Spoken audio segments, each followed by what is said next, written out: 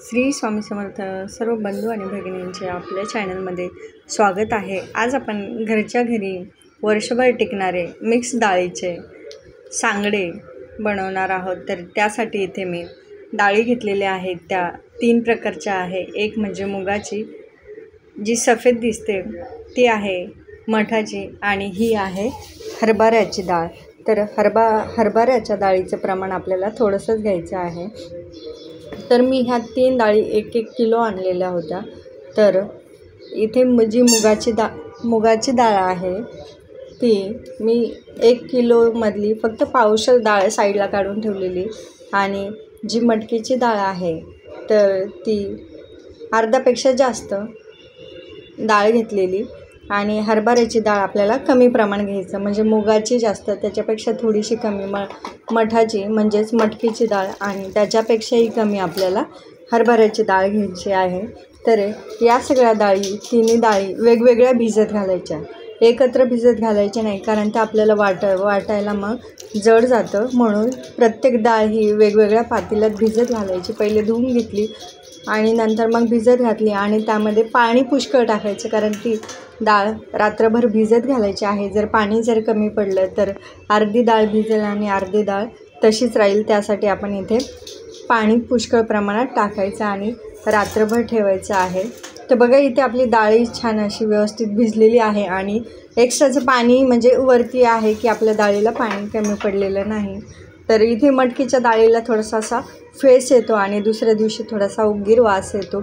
तर डाळ स्वच्छ धुवून घ्यायची आपल्याला मटकीची, आणि त्यानंतर आणि त्यातील आपल्याला सगळं पाणी काढून घ्यायचं आहे। आता एका मिक्सरच्या भांड्यामध्ये आपल्याला साधारण पाव किलो जिरे घ्यायचे आणि ते सेपरेट वाटून घ्यायचे, कारण लसूण आणि अद्रक यामध्ये जर आपण जिरे वाटले तर ते बारीक व्यवस्थित होणार नाही, म्हणून जिरे एकदा व्यवस्थित बारीक वाटून घ्यायचे।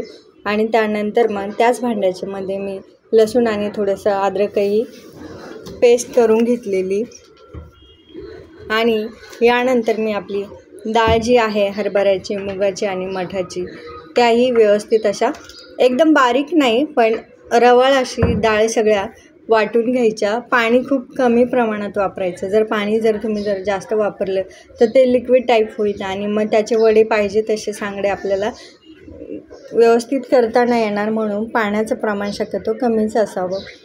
इथे मी जिरा पावडर घातलेली आणि हळद घातलेली, साधारण अर्धा चमचा हळद, आणि आपल्याला जेवढं काही तिखटपणा पाहिजे, शक्यतो तिखटपणा हा जास्तच असावा, कारण काय होतं की उन्हात ते वाळतं आणि तिखटपणा थोडासा त्याचा कमी होऊन जातो। तर इथे मी लवंगी मिरची वापरलेली, साधारण 5 चमचे लाल तिखट घेतलेलं, आणि यामध्ये आपल्याला चवीपुरतं मीठ घालायचं। तर इथे मी 5 चमचे सेंधवा नमक जे असतं, मीठ असतं, तर ते मीठ इथे वापरलेलं आहे।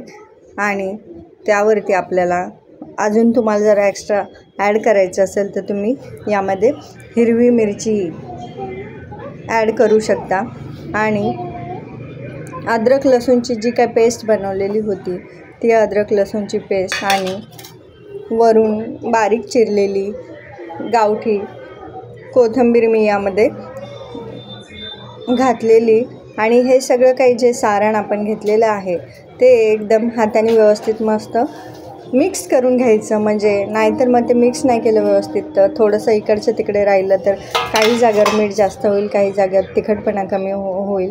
तर असं होऊ नये म्हणून सगळं काही एकदम व्यवस्थित मिक्स करून घ्यायचं, आणि मिक्स केल्याच्या नंतर त्याचा कलर चेंज होतो बघा, हळदीने आणि लाल तिखट, हिरवं, अद्रक, लसूण या सगळ्या गोष्टी मिक्स झाल्यानंतर त्याचा कलर चेंज होतो, कारण मठाची जी डाळ आहे ती थोडी सफेद, मुगाची डाळ ही थोडीशी पिवळसरपणा येतो, आणि या सगळ्या गोष्टी एकत्र झाल्यावर त्याचा कलर हा वेगळाच दिसतो, थोडासा लालपणा दिसतो त्याच्यामध्ये। मिरचीचं प्रमाण जास्त असल्यामुळे लाल मिरची त्यात दिसते। व्यवस्थित छान हाताने मिक्स करून घेतलेलं, मी इथे पाण्याचा जराही वापर केलेला नाही, जे काही डाळ मिक्सरला वाटलेलं होतं त्यातच मी ते मिक्स केलेलं आहे, वरून पाण्याचा थोडाही वापर केलेला नाही, म्हणजे आता आपल्याला हाताने सांगडे व्यवस्थित घालता येईल। तर इथे मी थोडंसं सारण काढून ठेवलेलं, म्हणजे जिथे आपल्याला वाळत घालायचे किंवा सांगडे करायचे तर मी थोडेसेच घेतलेले आणि बाकीचं एका पातेल्यात काढून ठेवलेलं. आणि आपल्याला हाताला लावायला पाणी घेतलेलं. पाणी घेतल्याने काय होईल की जे आपण पीठ घेतलेलं आहे तर ते पीठ आपल्या हाताला चिटकणार नाही, त्यासाठी आपण इथे पाणी घेतलेलं आहे. तर मी इथे गॅलरीमध्ये मी एक शॉल टाकलेली आणि त्याच्यावरती एक प्लास्टिक टाकलेला.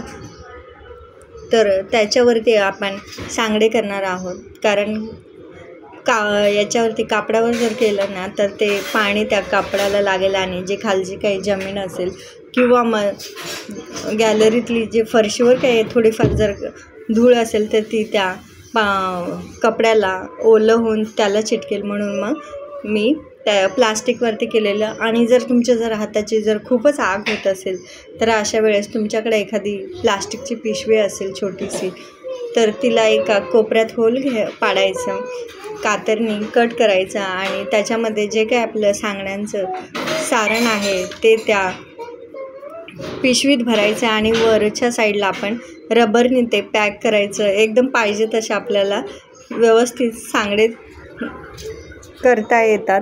तुम्हाला जसे पाहिजे, जसे मोठे पाहिजे असेल तर तुम्ही मोठ्या साईजचेही करू शकता किंवा तुम्हाला बारीक साईज पाहिजे असेल तर त्या पिशवीचं होलही एकदम बारीक करायचं आणि खूप सारण भरायचं नाही पिशवीत, कारण आपल्याला एका हातात ती पिशवी पकडायची आणि थोडंसं आपल्याला प्रेसही करायचं, त्याच्यामुळे खूप असं ते सारण भरायचं नाही. आणि खूप सुंदर अशा पद्धतीने सांगडे आपल्याला पिशवीनेही करता येतात. हाताची जराही आग होणार नाही. तुम्हाला हाताने सांगडे करायचे असेल तर तुम्ही हातानेही करू शकता किंवा तुम्ही असा पिशवीचा वापर करूनही सांगडे सुंदर प्रकारे बनवू शकता. इथे बघा आपले सुंदर असे सांगडे तयार झालेले आहे. आता हे उन्हात वाळवायला ठेवलेले.